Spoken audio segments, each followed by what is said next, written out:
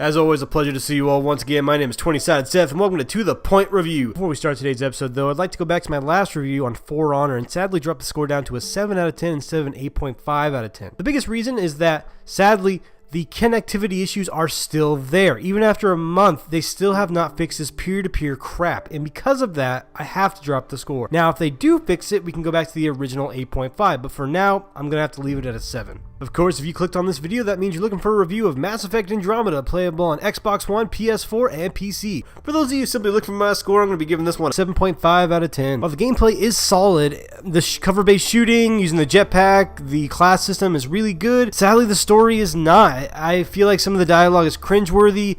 The supporting characters range from meh to not bad. It never really feels as good as the first 3 games did. On top of that, I came across a number of technical bugs where the facial animations would look complete crap. Textures would pop in. I've had the game crash on me before, and I even had an infinite loading screen, which I sat there for 10 minutes for it to finally just have to restart the entire damn game. But for those of you looking for a little bit more details, then stick around. Mass Effect Andromeda is the 4th game in the franchise, and even though it's been 5 years since the last one, I can't really see where those 5 years went. From a technical standpoint, this game is a mess.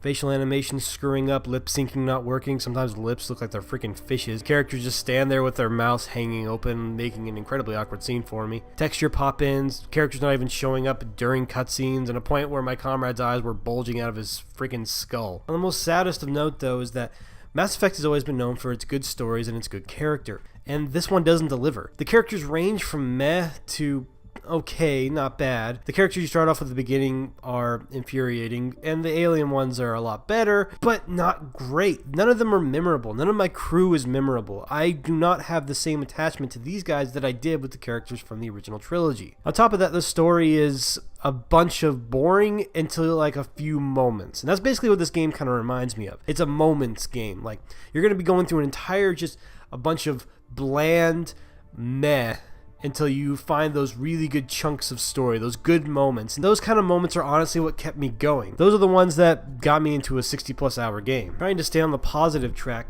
the gameplay is pretty good. I enjoy the combat, the cover-to-cover based combat, as it is a third-person shooter, but the jetpack allows for more maneuverability. I like the dash dodge abilities. I like how they're doing classes now. I like that I can mix and match different abilities from different classes and then add on what's called profiles, which are sort of like these passive abilities that help out your character in one specific fashion. So for instance, if you've got, if you're trying to do a lot of biotics, there's one for that increases the strength of your biotics, or if you're using tech abilities, soldier abilities, whatever. It's a nice thing. I appreciate it. It's a lot better than just picking a single class at the beginning and just being kind of stuck with that throughout the entire game. Driving around feels a lot better in this one than the first one, that's for damn sure, and I do appreciate that. You can go basically wherever you want, since it does have a 6-wheel drive mode that allows for you to go up hills, and the worlds are large, expansive. There's a lot to drive around. I can't really say there's a lot to see. They're not exactly barren, mind you, but it feels kind of like copy-paste, like every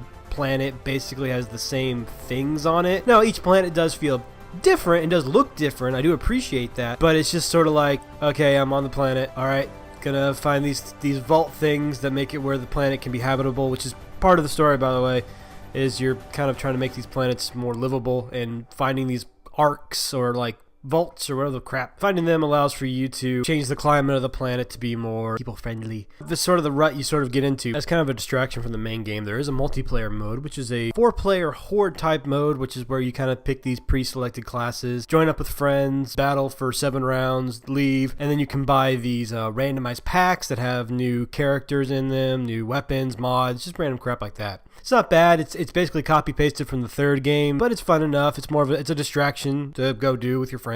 Mass Effect Andromeda honestly was a big disappointment for me. After 5 years, I expected this game to be pretty kick-ass, but sadly, we just got ourselves a big pile of meh. While there are some gleaming gems in this big bowl of mesh, and the combat and, like I say, gameplay is fun, if you're not a fan of the franchise, this isn't going to change your mind. If you've never played these before, any of these games, I highly suggest skipping out on this one and just playing the original trilogy. Get it on 360, PS3, or get it on your PC, play through those, and then maybe come back to this one. And if you are a fan, I say give it a try. You might enjoy it more than I did, or you might enjoy it about as much as I did. That's why I give Mass Effect Andromeda a 7.5 out of 10. It's not bad. It should have been better.